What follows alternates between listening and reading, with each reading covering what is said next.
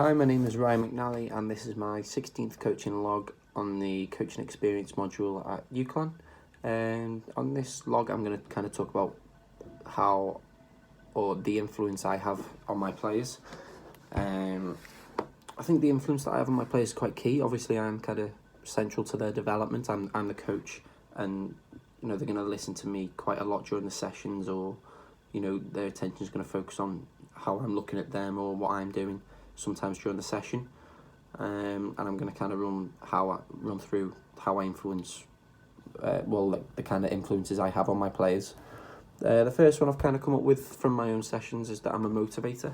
I can increase the tempo through my energy, my body language, my persona with the kids, or I can slow it down. I can become more skill orientated or more energy orientated, depending on how fast I talk, how loud I talk, how quick my body movement is, how energized I am.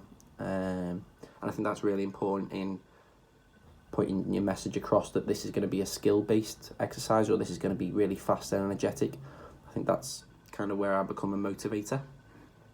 I'd also say I become a copier, so I become an image for them to copy. They may see my energy and copy it, which is what I want to try and replicate, unless I've misaligned my behaviours with my skill or my session. So if I'm doing a really energetic, my body language and persona is really energetic, but my session is quite slow and technical, then there's a bit of misalignment and there'll be confusion. However, if they align correctly and they see my energy for a high tempo session and that they want to do it, they want to copy it and look good.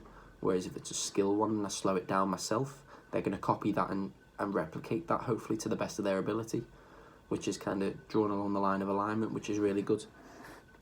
I can also be a facilitator at times, most of the time. I give them enough rope to kind of explore and discover new ways of doing it, but I also have enough rope myself to pull them back in and guide them in the right direction as well.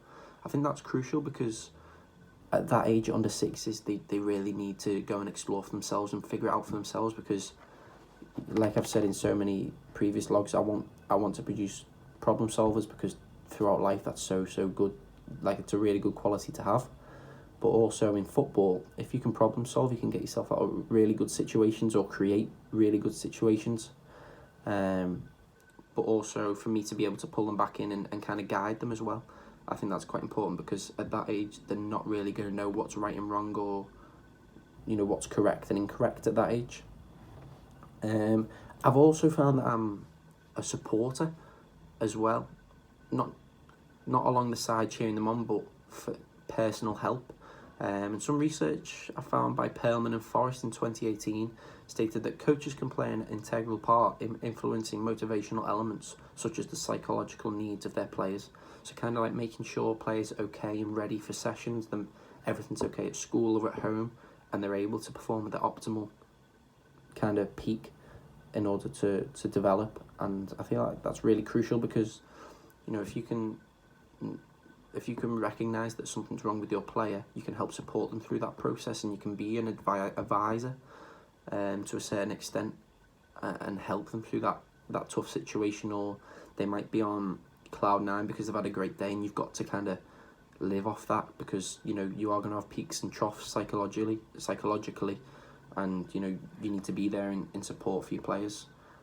Just kind of referencing back to what they say in the quote, influencing motivational elements such as the psychological needs. So like I was saying before, I am a motivator sometimes, and there are elements that do need motivating, and there are some that don't, and that's judging based on the psychological makeup of my players that day, because it'll change every single day.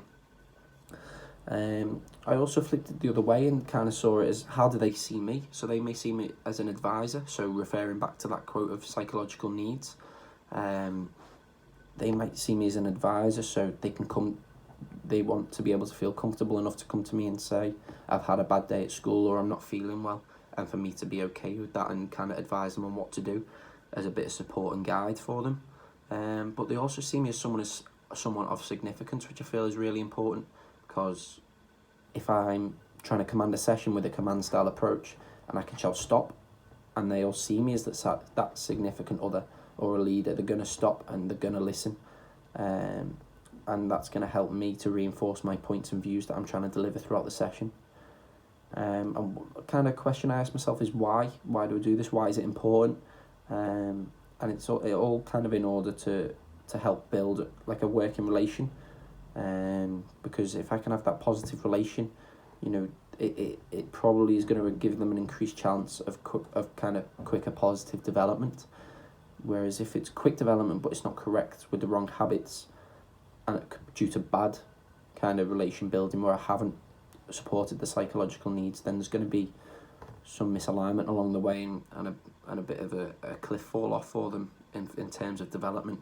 Whereas if I can have that positive relation with them, building up through the influences that I have, you know, there is an increased chance of gaining a quicker positive development through our football.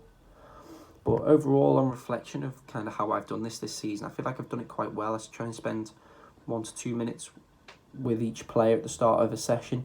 Obviously, that can take up quite a bit of the session, but kind of just jumping in and out of it whilst coaching is really important, because they're there to have fun and to enjoy themselves as well as develop their footballing skills. And if I'm on the same wavelength as them, it's only going to end well for me and for the player as well who's going to develop.